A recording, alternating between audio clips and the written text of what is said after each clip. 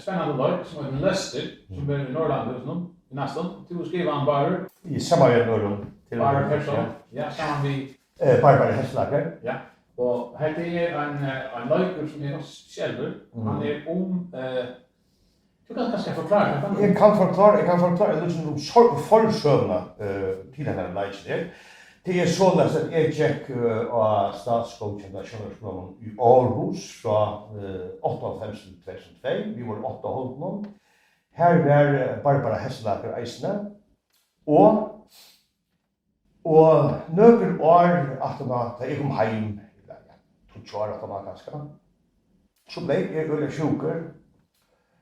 Og enda i psykiatrisk delt, i 5 måneder,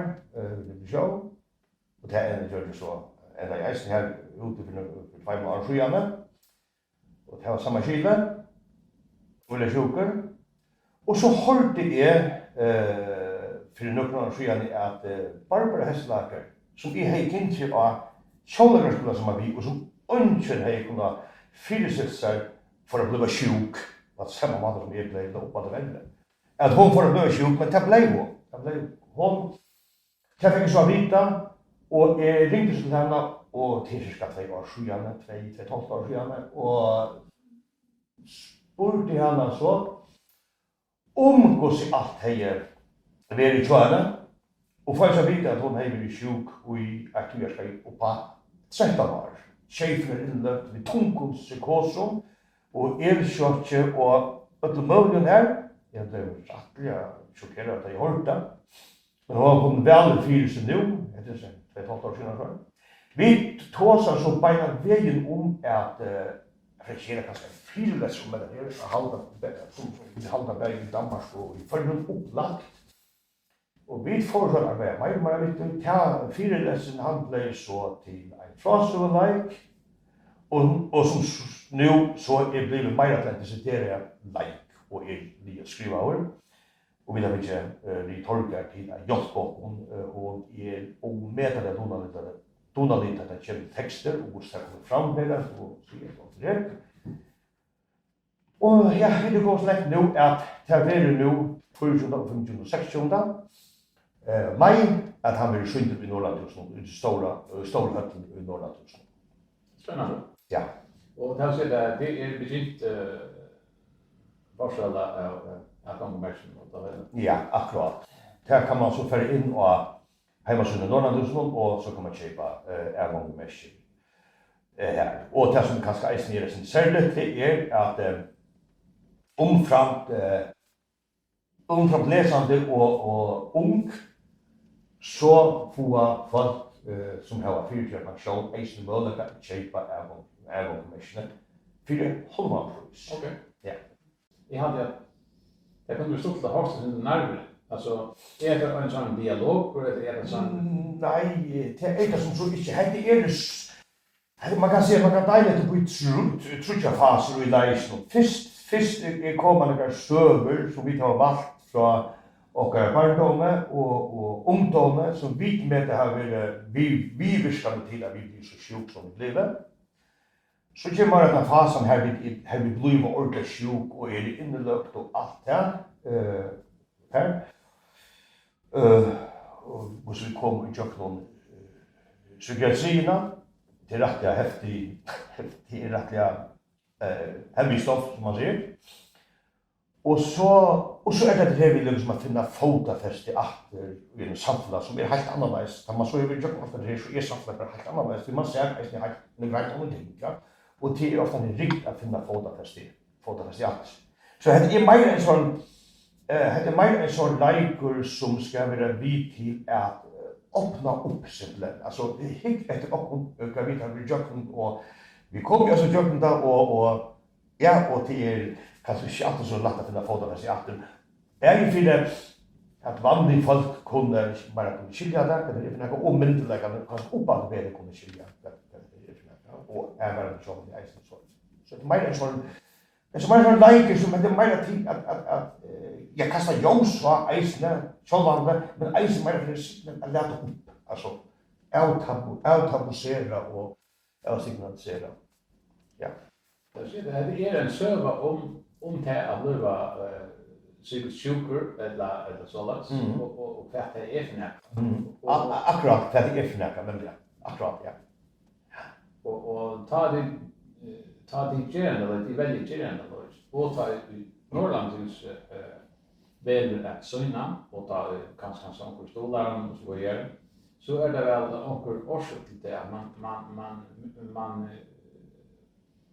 menar väl att det är relevant för en större fjäll faktiskt. Ja, nämligen. Och här ska det vara skönt att säga att jag får först vi till synspela visen här, sin idé om man vill göra en leik och sånt och det var vi på att beina vägen och här var jag omätliga ner till fyra att det tar det Norrlandhuset. Nej, synspela. Synspela. Ja, synspela, ja. Så vi får först synspela. Ja. Så det är samstarv med synspela. Ja, jag nämnde det är öliga tatt samstarv med synspela. Kan det är synspela det är ett fälla. Till ett avval fälla fyra att lyckas som att hjälpa och kasta ljus och samar hälsa i förgrund. Vi ska se det här stort. Så det vänder sig näck till ung. Ja. Och vi gör det möjligt som vi tar göra för det låter kan man säga. Och vi får så här och det var en öde sorts dessa på den vägen.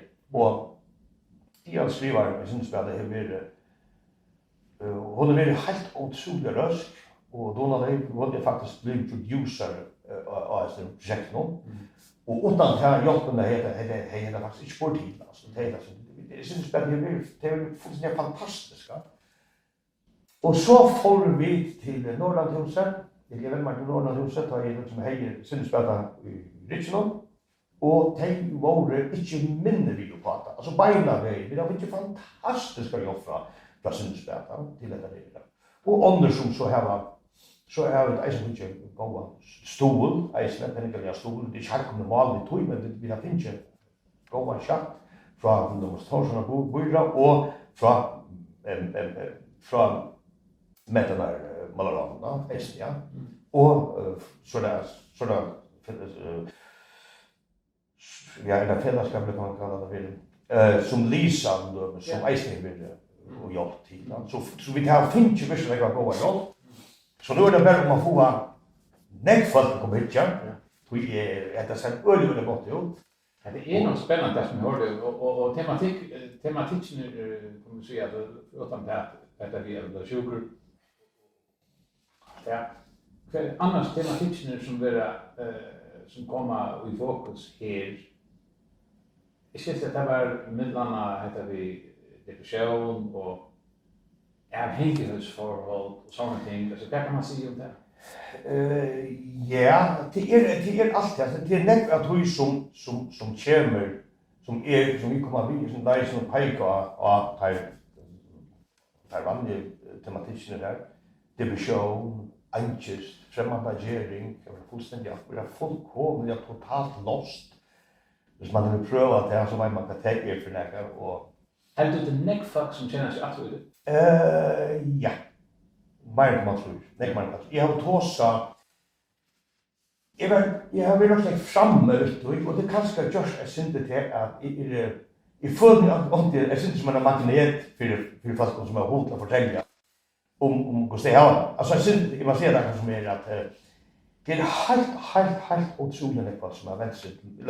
I möten och gården så snackar man ett annat och så plötsligt ändrar vi på en annan mat in här och så får jag söver. Alltså det är till åbenbart är det nog näckfall som får oss något tryck vi att komma på och se ting som det kanske sker vi om. Då jag vill utrota och utifrån det kan det säga ett sikte att det är näck mer fler folk än vad vi har. Jag tror det att komma vid en utsökt. Det är kanske fullständigt arrogant och fräckt att göra, men när vi gör det lika så man omkommer och komma med en motstånd. Men hvis vi tar lönes kapyllerna av människor som har så stora psykiska utfordringar att han är mer eller mindre invaliderande, så tycker vi att vi kan köra 20-25% av förmån utav bilen. Ja, det är just 20. Kanske mer, kanske 30. Så näck är det. Och det näck folk som är till Aslan. Eller nej, det vet jag inte. Alltså det vet inte. Jag vet inte hur man kan låta vara. Hvis man vet om och man ser hur näck folk det är.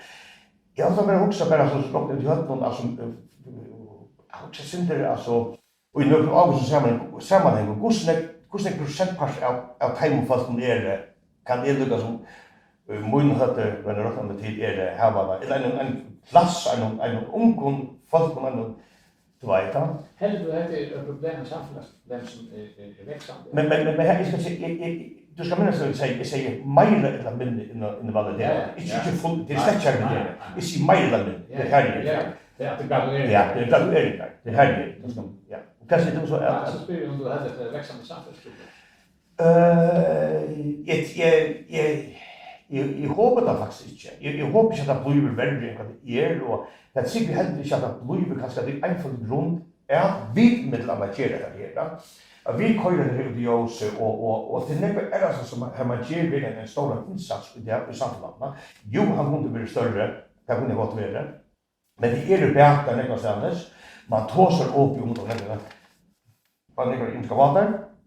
Så jag tycker personligen inte på att det är vaxande. Jag tycker att vi hava någon där inte stor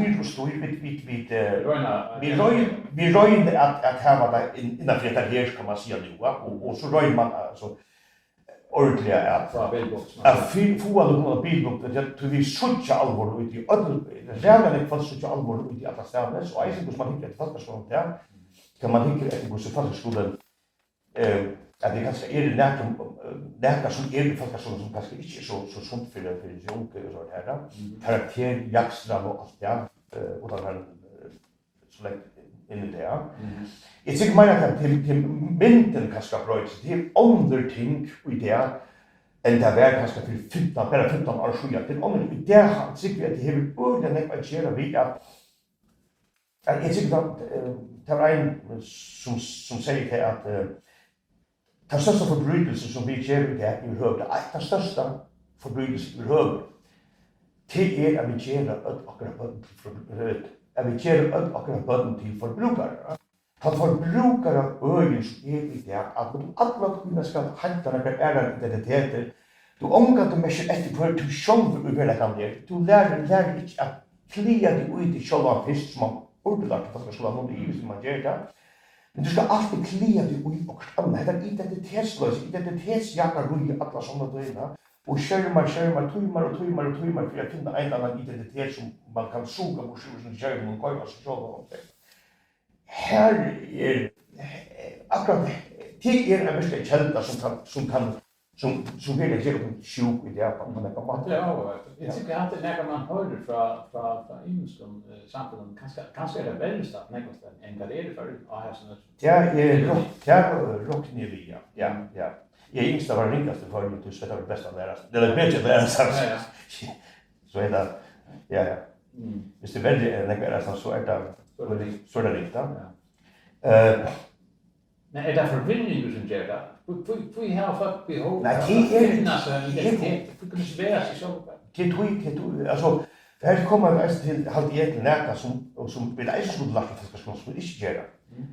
Och det är att folk du väljer inte vita och så näkt det vara stort av orheilarna. Vi vill så stort av och orheilar. Alltså det är som kallar för reptilheilar. Reptilheilar eller kanske synd mer än det men heter här vi att det är så heilar som alla tunna blir stort av njötelse och ivelydelse. Alla sådana där det är en sån ord, det är en sån när att ställa ja, nej.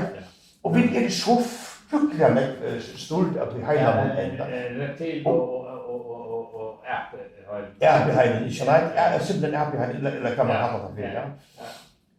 Och tog ber det att låta tid att ge till sådana sjukar förbrukare. Tog förbruk tåsar in i orden att som det och vi blir sjuka.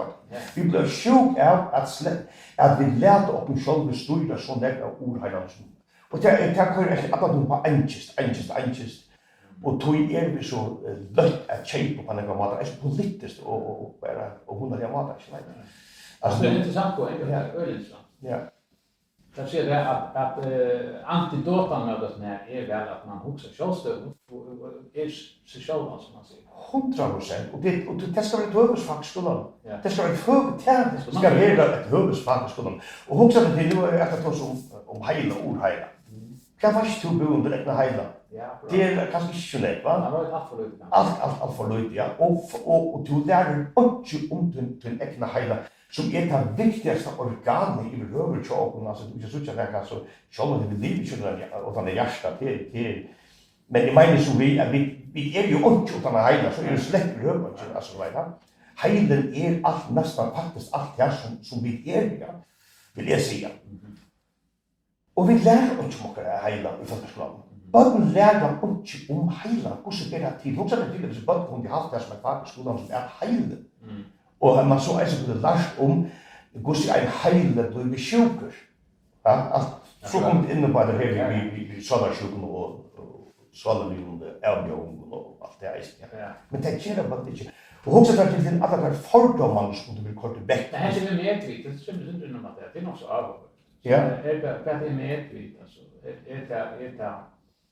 Ta känner också till att du är medvitt om att du är medvitt så att du kan observera att du observerar. Ja. Men det är helt annan diskussion. Ja, det är också ja. Ja. Ja, det kommer alls. Men allt det här vi sala sjuk och sala rätt så att det är något som upptäcker något snett för att det här var väl omkring i familjen. Ja, det känner som är berättat som. Hvis du så tänker jag att hvis du tänker det avgörande vi här. Så tycker jag att det är ommätande fag föringar som är kanske som är över 25-30 år som så inte är rätt av det, ja. Så är det alltså ja. Hvis jag tänker att det faktiskt som här var att sådana med lojalitet som är och en grad här mycket annat avskar nog snäppet liv och så livet som invaliderar ett syndrom i själva och härifrån och uppåt, inte nej. Hvis du tänker alla här föregår så har det varit 1000 föregår så har det nästan 1000 föregår för lång tid ja. Det går att avgörande vi tar eisini. Ja, så omfattar det nästan och nästan. Det är ju fast som tar sig på undan. Vi hade vi är så snäpp som vi kan bara nämna att nu jag fick stärfest ADHD för 100 år så jag det är inte så hugg ADHD. Det var så. Det är ett väldigt ADHD. Det är väl bara sagt folk har mot liv upp det senaste nästa år simpelt. Och det är köer nästan för psykiatriska delen nu för att finna föräldrar vuxna föräldrar med ADHD. Och det är en öden som vill uträtta. Det är bara ADHD. Det är i öppen för fler hustal. I öppen för väl om man vill så föräldrar som har det. Väl om man vill, ja. Öden alltså ja. Väl om det är ganska det är 2-3-4 ganska. Det är simpelt det. Och till nästa kunde leva viktigt så här. Det var dysfunktionell men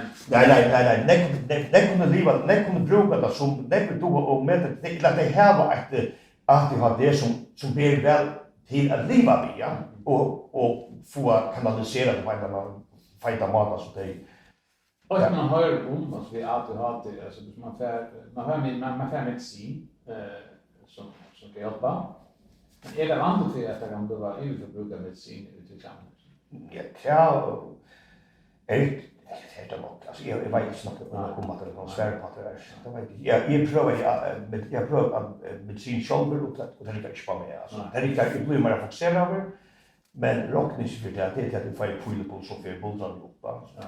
Det är inte på tamma det inte. Nej, det har du många som är ADHD, men jetta. Teenager av ja. Han var teenager. Kanske man först 20. Men det är ju en eller det var uppenbart när det var kommit i ranch vi föräldrarna. Hon skulle vara mer än en normen, det tror jag för mig. Okej. Men hon viskar på mig, alltså, nu kommer jag inte beröring vid henne, alltså i samband med något fritidshus. Hon viskar på mig som om rättliga, vad ska jag säga, Avska, ja. Ta ganska det för sig, det är så länge. Jag känner inte vet alltså, det är något som hur sån är det som det händer. Jag kan inte ta så jag har inte vita något att ta om att röra. Så men lagen handlar inte om att du har det. Nej, det gör det inte. Det är mitt annat här men han handlar om att det är blivit inlagt i psykiatrien. Ja, då man är så medveten på fyra. Är på grund av öliga djupare livshäftande depression och angst, men mera depression till något som att det kan utveckla tar man inte finner det kan det är för det kan det är som faller in och så kommer man på alla möjliga mekanismer och så att det gäller det är alltid gäller så det som inte vet och så Barbara här var det så mera ganska mera depression men ganska mest psykos och var mera lagt ganska av stressfull la kraften psykos.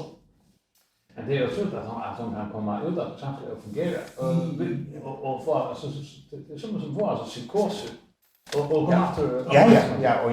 Det är man kan inte ha psykos så tänker man till något som är permanent. Nej, släkt behöver inte. Psykos kan komma på alla det kan också komma så är väl vanligt att få depressiva psykos det minns jag. Och det är så här man ringar till förkategorier så att man själva det out nästan. Man tänker att man finner psykos man det är också farligt. Man har inte kamera så själv man kan föra så det som blir där psykos att det är övervägt man finner är det nästa år i själva ja. Psykos är det väl bara alltid att man är ett annat ställe än man är ett helt annat ställe än det som vill en 4 gånger runt om mig. Alltså och jo, hon var ett touchpunkt där hon så hardt rakt och hon kom sig ner att det dock av sig inte vid att hon kom fiska som människa. Ja, det är som människa men som person. Och det är dock som vi att hon kom fiska. Ja, det är så bra. Och det är också en part vi är lösen att man känner sig man kan känna ut samtidigt. Ja, man kan men det är hardt och svårt här. Och tror jag det som man känner som like för att fortälja Gosse kan man göra på en annan mat så de som har varit inlagt kunde komma närmare ut i samhället efter. Gosse kan man göra det så att samhället är mer parat till att lofta eller täcka till sin efter. Så vi kommer rätt alltså det är ganska det har ju just inte tankar om dömer på att kan man göra ja, det är självande. Det är nektigt mat, men det är nästan lättare sagt än just. Det kräver också, det kräver ett samfällag som är maratona. Eisini är en människa som är maratona till att man kan på en gång att kunna kanske haft ett steg här att kunna komma. Man har lumsfallnelse, här till man, som inte glömmer. Så det här kan vara ett gott steg att komma närmare för att de kunde göra ordentligt fyra en, alltså tåsa vi allmänna väskor och få några praktiska ting till att göra fyra en och på era matar. Så det är det var inte akkurat att jag kom ut. Jag hade inte att det var börjat att jag kom ut. Det är helt här, Ja, jo, det var det kanske, men det var öliga nytta. Men det är ett funnsteg och så är det ett som är jag vill säga det var inte helt förfärligt att det inte är att man inte har en psykiatrisk skriastove eller också logist. Alltså det vill säga så det är han inte ordentligt inlagt men ja, hvis man färdig akut öliga riktigt man kan få en psykos att man man ut efter från kanske en lång förlopp så ganska och så kan man få det så kan man gott uppleva det plus det får det inte efter alltså orkar få det så är band är fyra att hvis man inte färdig behandling på nu så kan man komma in efter och det ändrar sig för att så där och att man inte har en psykiatrisk skriva så det måste men att stär här fall som väldigt ordan här tusen fodan kan man säga att här vill det vara det fallet och en slags stær her kanskje måtte være en dier ordentlig finnes. Det er man ikke plass for det ganske der. Det kunne ikke tenke at det var ikke her, men det er ikke plass for det. Det er bare det som man må så ganske. Det her kanskje det bare handler om timer. At få stabilisere en person her på en måte, og kanskje få han guide en opplastjernes her, og trykker henne på en eller annen måte. Og det hever du ikke i forhånd i behøver. Altså, det lever sånt som en också kan du säga något pessimistisk outlook eller kan du säga pessimistisk making av så alltså det är liksom underlösning ska jag säga det men du hade sagt att vi är visuellt kunskap ja så är det kanske att det blir fler ja jag hade så jag blir fler och det blir alla och till så flyger folk alla som såna ger alla som blir ju fler jo pessimistiskt det eisini, det så rævlig imes usikkert hver personen i staten som kommer ut av denne ganske deilig lijen. Så jeg vil hever en familie som hever et iverskott til å ta ordentlig måter og alt det. Hvis han hever en ressurssterkt backland, kan man säga. Etla hvis han hever et arbeid til dømes, som man kanskje kan glede seg å komme til atter og arbeidsfeller og alt det som skiljer vel hans støv i ordentlig og veita. Men hvis det er en person som ikke hever nærmere som helst i sleit, så er det for... Ta borde man i større grad haft nærmere ordentlig til å kunne haft loftet seg faktisk på veit, ordentlig kunne loftet. Og her er så Fountain House med en annen hjelp. De kunne vilja gjøre nærmere, men de kunne ikke gjøre alt, altså. Men då nämnde du som gasa en gas och så gaska gas och det är en annan ting som du kan huska där som hade kunnat vara en jobb i häst samman. Men det är synd komplicerat för jag alltså här är ju ett halt i det dömes att en hjälparfällskap orsaka en att ha fälla som syndespärte. Hvis jeg syndespærte fikk en trutja fulla flansnäck som där får jag hade få 400,000. Jag kunde inte göra för 100,000, det var inte det göra väck, men jag kunde.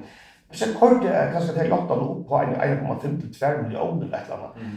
Kanske inte bara väg, men lejbande spärklig upp här i makten. Så hade de kunnat göra ölen väck för de pengarna.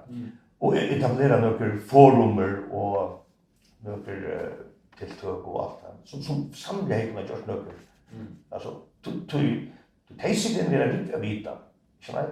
Og kunne gjøre dem nekk bøyligere nøkker av som ting på det her. Hva er det særlig som du gjør en løyd som spennende for følge? Det er sånn det at jeg er vi, ikke sant? Ja, men det er ikke. Nei, det er to, ikke sant? Det er viktig, det er detaljer. Det må være to, ikke? Gott det ordentligt så. Ja, man hever en som hever et tinten som jeg vil tinten for 20 år siden eller 12 år siden. Da blir jeg toppen om arbeid. Og folk kjenner jo mer som sjónleikara og kan jeg nok snakke til som jeg gjør paddel og sånn her.